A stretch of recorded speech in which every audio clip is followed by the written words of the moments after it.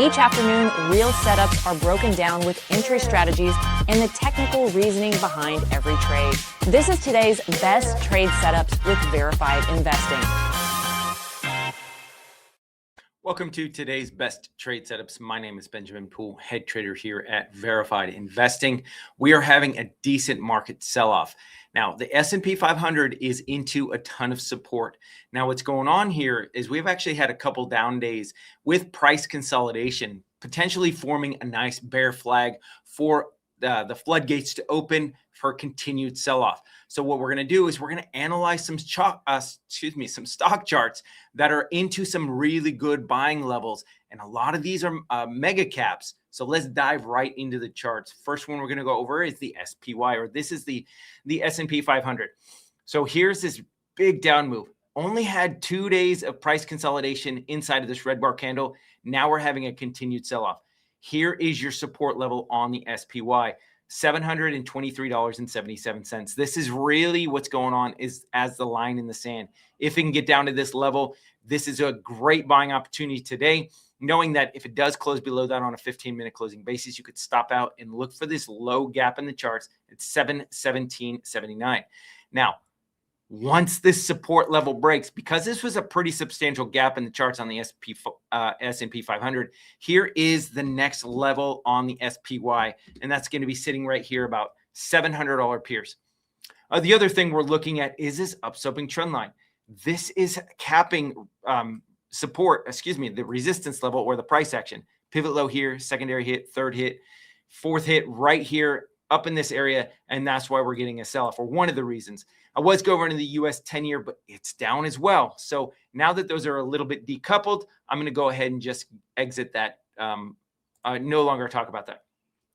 Here is the real market indicator, the SOXX. Upsloping trend line. Pivot low here. Secondary hit. Kissed it here. Third hit here. This could be considered the fourth hit. Fifth hit. Now we're actually above that level. So as long as we can maintain price action above that without continuing a move to the downside, we are still going to see a potential higher move on the SOXX and the S&P 500. Your long level today for aggressive traders is $537.21. A little bit more conservative traders, $524.71. On the upside, if we can get a rally in the markets, some reason we get a push, then you're looking at this gap in the charts or this previous red bar candle opening at $584.38. That would be where you enter the trade. Now let's take a look at Microsoft. Microsoft has gotten beaten up over the last 8 days, and the selling pressure is continuing today. I have this really big gap in the charts that it flushed through, but now I have a secondary level of support. So if you're stuck in this trade, I'll show you where to add to the position if you are in this trade.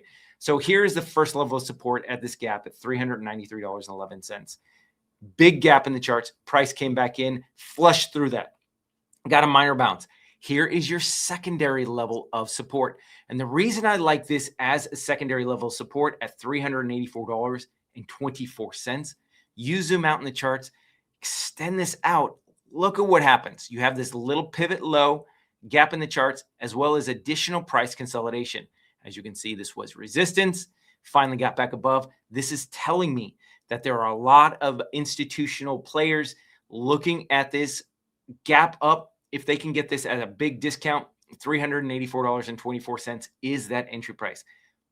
If it does flush that level for a swing trade, I do like this area of support. However, if you're a little bit more conservative, $366.82 is going to be that more conservative trade level on the chart of Microsoft. But look at how many days down in a row. 1, 2, 3, 4, 5, 6, 7, 8. Today would be the 9th day. Just because it's oversold 9 days in a row doesn't necessarily mean that's the bottom. What you're looking at is what happens on this support. If it breaks that, watch out below, because you're going to make another $18 move to the downside. SanDisk was pushing higher. It's actually consolidating right on top of this upsloping trend line. The more often support levels get tested, the weaker those levels get. So for today, if you're aggressive, you still have this gap right here at 1,600 and $44.44. This is your aggressive long trade on SanDisk.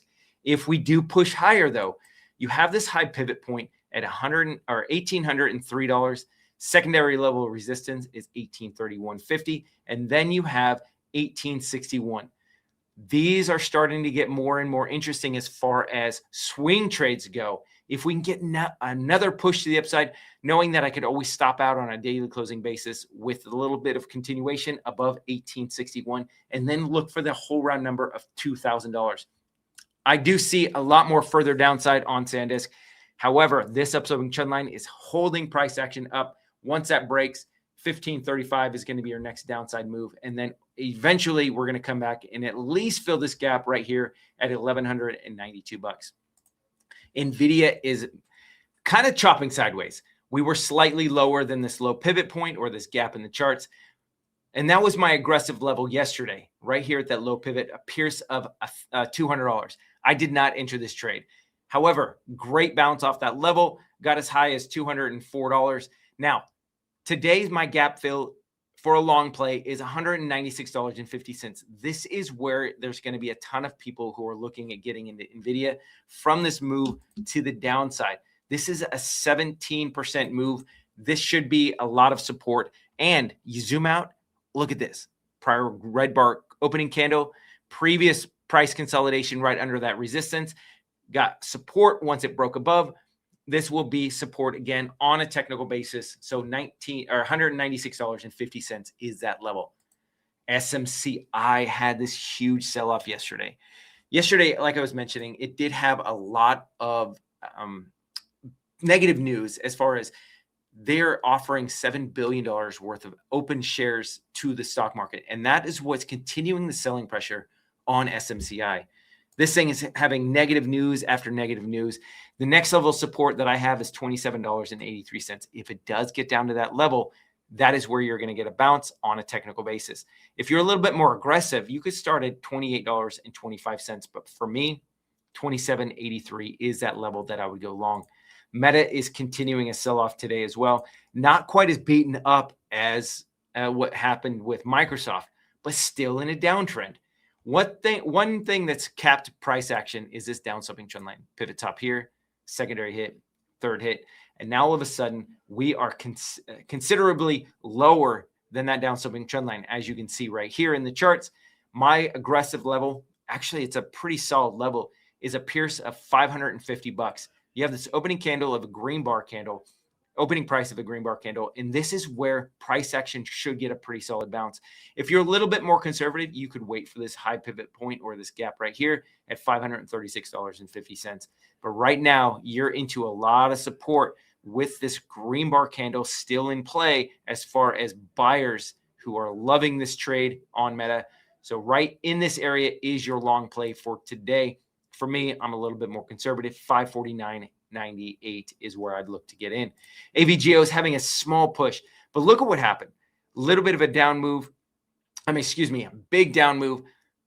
2 days of sideways consolidation, a drop. We could get another couple days of sideways consolidation. And that opens the door to $354.91. If you're aggressive, this low pivot point that I mentioned yesterday at $370.33 is still technically support, especially the fact that we got this huge bounce off of it today, $10 move. That tells you that there are still a ton of buyers stuck in AVGO and who want to average back into it on the way down. If it does close below that, though, on a 15-minute closing basis, I would look to stop out. $354.91 is that next support level. As you can see, ton of price consolidation in this area, and then a gap fill just above that. Now, I did mention this yesterday, but it's still great buying opportunities. Tesla still hasn't come back down to my support level. Opening red bar candle high, price consolidation right in this area. $379.68 is a potential swing trade area. I would be looking at this gap in the charts or previous gap in the charts as well as this low pivot point. So for me, I'd be interested in going long on Tesla at $367.73, especially since this upsloping trend line has broken. This fuels the fire for the sellers to exit their trades and continue to drive this lower.